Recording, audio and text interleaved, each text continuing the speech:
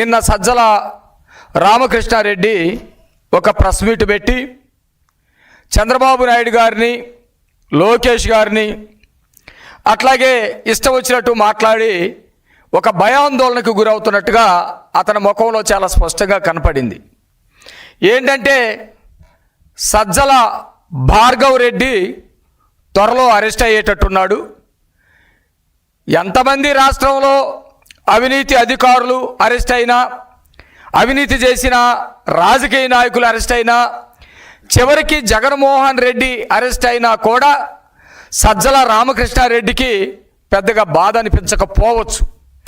ఎందుకంటే పుత్రుడు కదా, ఆ పుత్రుడు పట్ల మంచి పనులు చేస్తే పుత్రోత్సాహం, ఆ పుత్రుడు నేర వృత్తి నేర క్రియలు చేస్తే బాధ కలగాలి. కానీ భార్గవ్ రెడ్డి ఎప్పుడు కూడా తండ్రిని ఉత్సాహపరిచేటువంటి కార్యక్రమాలు చేయలేదు, నేర క్రియలే చేశాడు.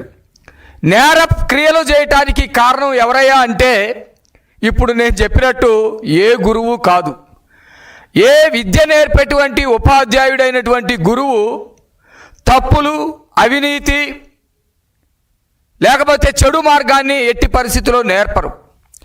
ఇక్కడ ప్రధానమైనటువంటి నేను ఇందాక చెప్పాను, మాతృదేవోభవ, మొదటగా తల్లి దేవుడితో సమానం, పితృదేవోభవ తండ్రి దేవుడితో సమానం, ఆచార్య దేవోభవ ఉపాధ్యాయుడు గురువు దేవుడితో సమానం.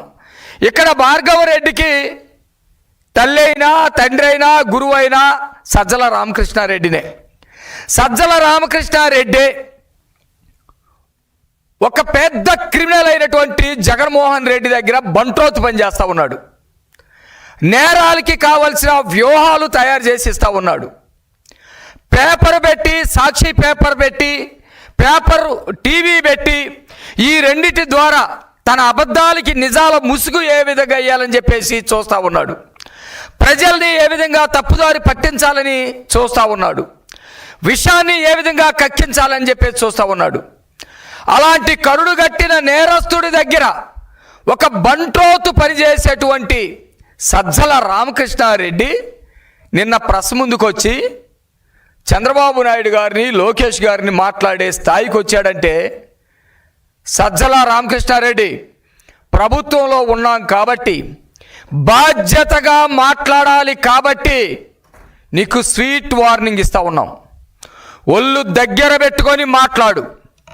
నీకు రాజకీయాల గురించి మాట్లాడదలుచుకుంటే రాజకీయాల గురించి మాట్లాడు. అభివృద్ధి గురించి రావాలంటే చర్చకి నువ్వు కానీ నీ బఫోగాళ్ళు కానీ ఎవరినైనా పంపించు. ఇష్టం వచ్చినట్టు లోకేష్ తలకి మాసినోడు, పనికి మాలినోడు అనే పదాలు గనక మాట్లాడితే ఎగిరి తంతే తిహార్ జైల్లో పడతావు. ఏమనుకుంటున్నావు? మేము కూడా చాలా మాట్లాడగలం. నీవు అధికారంలో ఉన్నప్పుడు చేసినటువంటి వికృత చేష్టలన్నిటికీ ఏ విధంగా సమాధానం చెప్పామో, మేము ప్రజలు ఏ విధంగా సమాధానం చెప్పారో గుర్తెరిగి మాట్లాడు. పిచ్చి పిచ్చి కోతలు గనక లోకేష్ గారి గురించి మాట్లాడితే నాలుకలు తెగ్గోస్తాం. ఎవడ్రా యూజ్లెస్ ఫెలో, పనికి మాలినోడు, తలకమాసినోడు? ఒక రాజకీయ పార్టీకి సలహాదారుడుగా ఉన్న నువ్వు రాజకీయాల్లో ఎక్కడ గెలిచావని వచ్చి ప్రెస్ మీట్ పెడతా ఉన్నావు?